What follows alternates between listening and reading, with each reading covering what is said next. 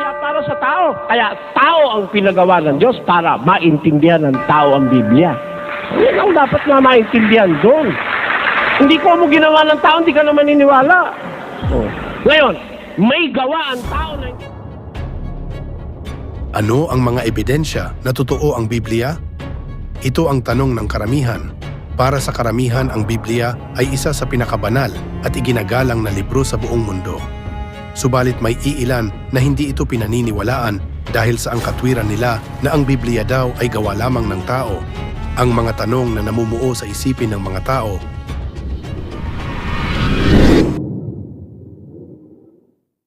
ano ang mga ebidensya na magpapatotoo na totoo ang Biblia?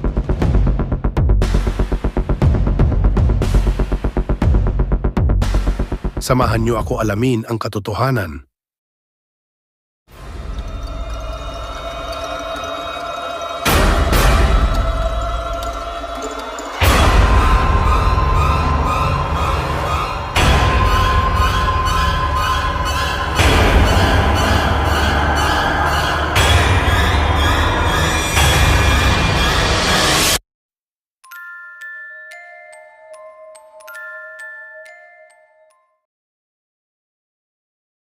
Ang Biblia ay isang koleksyon ng mga sagradong teksto na pinaniniwala ang naglalaman ng salita ng Diyos.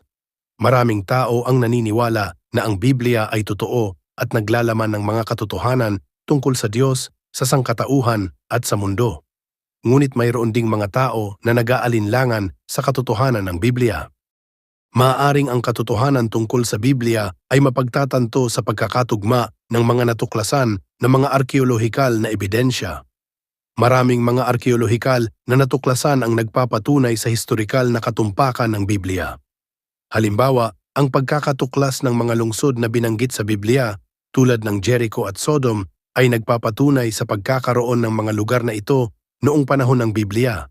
Ang pagkakatuklas ng mga artifact, tulad ng mga seal ng mga hari na binanggit sa Biblia, ay nagpapatunay sa pagkakaroon ng mga taong ito at ng kanilang mga pamumuno. Siguro, hindi lamang nagkataon ang pagkakasulat sa Biblia sa iba't ibang panahon at lugar. Nakasisiguro tayo na hindi ito maaaring isang tabi, dahil ang mga tauhan at mga pangyayari na binabanggit sa Biblia ay pawang nag-exist sa mundo. Ang Biblia ay isinulat sa loob ng mahigit sa 1,500 taon at ang mga manunulat nito ay nagmula sa iba't ibang panlipunan at pangkultura na aspeto. Ang pagkakaiba-iba ng mga manunulat at ng kanilang mga pananaw ay nagpapatunay sa pagiging totoo ng Biblia dahil hindi ito nagmumula sa isang pinag-isang pinagmulan. Mababatid mo na ang halos eksakto at detalyado ang mga binanggit ng Biblia sa mga kaganapan noong unang panahon na hindi maaaring paniwalaan dahil sa tulong ng makabagong teknolohiya. Isa-isang madidiskubre ang mga patunay na totoong umiral ang mga tauhan na binabanggit sa Biblia. Maraming mga pangyayari sa Biblia ay may mga katulad na pangyayari sa kasaysayan ng tao. Halimbawa, ang mga kwento ng pag-ibig, pag-aaway at pagkakanulo ay mga pangyayaring karaniwan sa buhay ng tao. Ang pagiging makatotohanan ng mga pangyayari sa Biblia ay nagpapatunay na ito ay hindi lamang isang katang-isip. Maraming tao ang nagpapatotoo na ang Biblia ay nagkaroon ng malaking impluwensya sa kanilang buhay. Ang mga mensahe ng pag-asa, pagmamahal at pagpapatawad sa Biblia ay nagbigay ng inspirasyon at gabay sa maraming tao. Ang pagiging makapangyarihan ng Biblia sa buhay ng mga tao ay nagpapatunay sa katotohanan ng mga salita nito. Maraming tanong ang nagsasabi na mayroon bang arkeolohikal na ebidensya na sumusuporta sa mga pangyayari sa Biblia? Isang halimbawa nito ay ang pagkakatuklas ng Ebla Archives noong 1970 at 70 ay nagbigay ng karagdagang ebidensya sa pagiging totoo ng Biblia.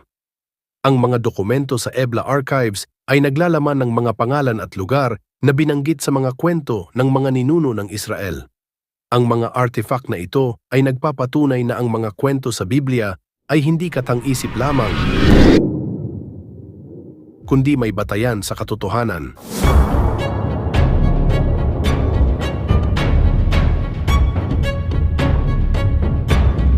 Ang pagkakatuklas ng mga Hittite, dating itinuturing na alamat lamang, ay isa pang halimbawa ng arkeolohikal na ebidensya na sumusuporta sa Biblia. Ang pagkakatuklas ng kanilang kabisera at mga talaan ay nagpapatunay na ang mga Hittite ay isang tunay na sibilisasyon at hindi isang alamat. Ang mga arkeolohikal na natuklasan ay hindi lamang nagpapatunay sa pagiging totoo ng mga pangyayari sa Biblia, kundi nagbibigay din ng karagdagang konteksto at pag-unawa sa mga kwento sa Biblia. Ang mga natuklasan na ito ay nagpapatunay na ang Biblia ay hindi lamang isang koleksyon ng mga kwento, kundi isang makasaysayang dokumento na naglalaman ng mga katotohanan tungkol sa nakaraan. Mayroon ding mga pag-aalinlangan sa katotohanan ng Biblia dahil sa tila ba mga kontradiksyon sa nilalalman ng Biblia. Mayroong ilang mga bahagi sa Biblia na tila nagkakasalungatan. Halimbawa, mayroong dalawang magkaibang kwento ng paglikha sa Genesis. Ang mga kontradiksyon na ito ay maaaring magdulot ng pag-aalinlangan sa katotohanan ng Biblia. Mayroong din mga bahagi sa Biblia na tila hindi makatotohanan. Halimbawa, ang kwento ng pagbaha sa Genesis ay tila hindi sumasang-ayon sa mga natuklasan ng agham. Ang mga pagdududa na ito ay maaaring magbigay ng mga pagtatalo sa mga dalubhasa. Ang Biblia ay isinulat ng mga tao at maaaring mayroong mga bias at mga pagkakamali sa mga salita nito. Ang pagiging makasulat ng Biblia ay maaaring magdulot ng kalituhan sa katotohanan ng mga salita nito. Para sa iba, ang mga arkeolohikal na natuklasan ay nagdudulot ng pagkalito sa pananampalataya sa Biblia.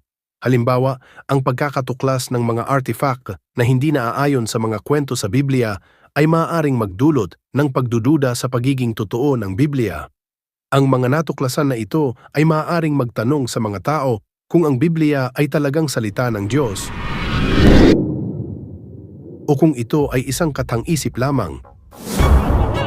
Na hindi dapat paniwalaan. Aling gawa? Yung gawang wala sa katwiran ng Diyos. Sa kabila ng mga pag-aalinlangan, marami pa rin ang naniniwala sa Biblia. Naniniwala sila na ang Biblia ay isang sagradong teksto na naglalaman ng mga katotohanan tungkol sa Diyos, sa sangkatauhan at sa mundo. Ang mga arkeolohikal na natuklasan ay maaaring magbigay ng karagdagang konteksto at pag-unawa sa mga kwento sa Biblia, ngunit hindi nila binabago ang pangunahing mensahe ng Biblia. Sa huli, ang epekto ng mga arkeolohikal na natuklasan sa pananampalataya ng mga tao sa Biblia ay nakasalalay sa kanilang individual na pananaw at interpretasyon.